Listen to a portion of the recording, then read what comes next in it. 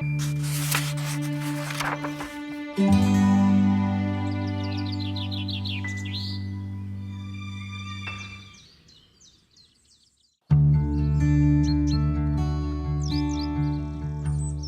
est au bord de la rivière qui s'appelle le Petit Buèche et on est sur une partie de la carrière qui a été exploitée et qui a été réaménagée.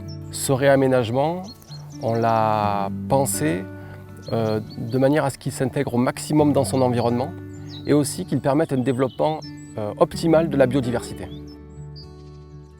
Ce réaménagement, qui a vocation écologique, il vise une première mesure, qui est la réouverture des milieux.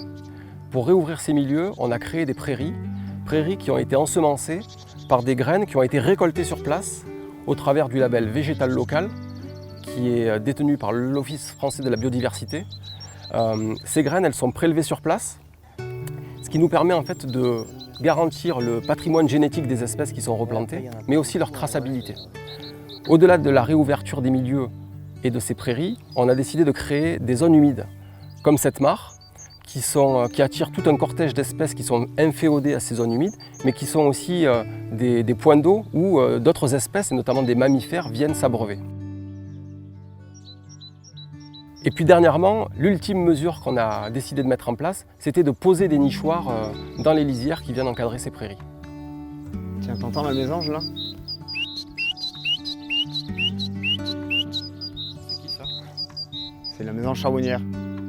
Alors ici, on est sur un site où il y avait une pinède de pin sylvestre relativement homogène, c'est-à-dire pauvre en diversité d'essence d'arbres.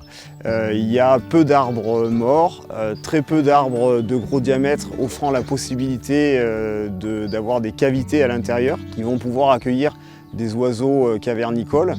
Et l'idée d'installer des nichoirs dans cette pinède va permettre à ces oiseaux qui ont besoin de cavités de pouvoir s'installer.